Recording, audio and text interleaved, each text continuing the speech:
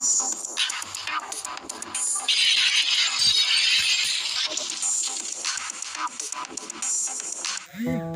लिपि पर जो हमारी क्लासें चल रही हैं उनका काफ़ी कुछ स्वागत हो रहा है और कुछ परिचित लोगों के सवाल भी आए हैं, कुछ की शंकाएं भी आई हैं। जिनमें से एक सवाल तो यही है कि अगर हम धर्म लिपि सीखते भी हैं तो फिर उसका हमें क्या फ़ायदा।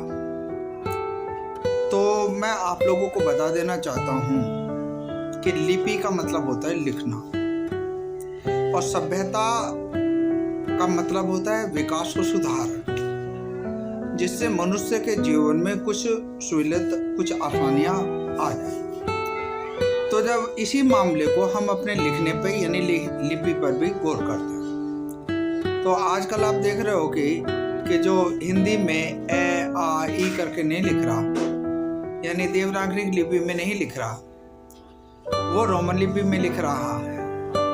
तो इसकी सीधी से संबंध है कि लिपि का भाषा से संबंध नहीं होता, लिपि का सिर्फ लिखने से संबंध होता है। तो जब हम धम्मलिपि की बात कर रहे हैं तो धम्मलिपि को हम क्यों अपना रहे हैं, उसके पीछे एक कारण है कि जितने समय में वो देवनागरी लिपि का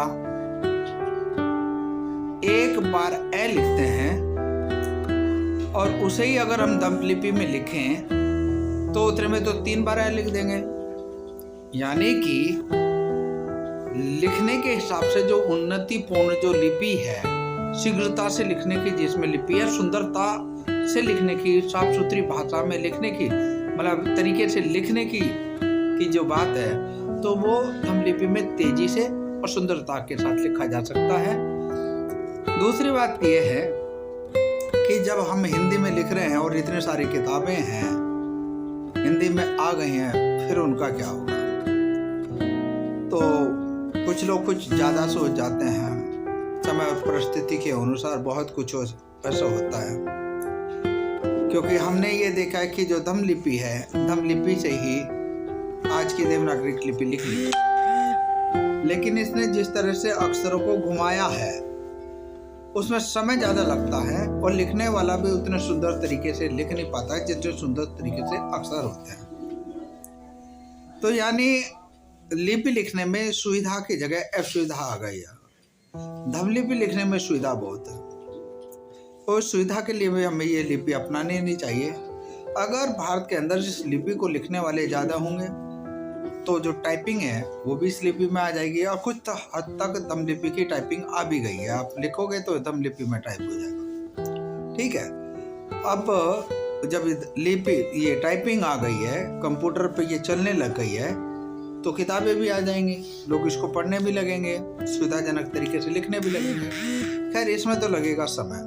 अब मान लो आपके गुरु अगर ब्लैक बोर्ड पर पढ़ा रहे हैं और आप तेजी से उनकी बात को लिखना है, तो अंग्रेजी की बात को भी अगर लिख रहे हैं, जल्दी से लिखना है, तो आप धम्मलिपि में लिख लीजिए उसे। हिंदी में पढ़ा रहे तो आप धम्मलिपि में लिख लीजिए, बजाय देवनागरी लिपि के लिखने के क्यों लिख लीजिए। इसलिए लिख लीजिए कि आपको तेजी से लिखना है, जल्दी से लिखना है, साफ सुथरे तरीके से लिखना है, ताकि पढ़ भी आराम से ले। ठीक है, तो ये आजकल की जरूरत है। लोगों को शॉर्ट हैंड भी सीखी है, लेकिन ये शॉर्ट हैंड से भी बहुत आसान, सीधी सरल सिंपल भाषा है और 1 हफ्ते से भी कम समय में आदमी इसमें पारंगत हो सकता है। रोज रोज लिखेगा तो बहुत तेजी से वो धम्मलिपि को लिखना सीख लेगा और इसका फायदा उठाएगा। फायदे के लिए बता रहे हैं।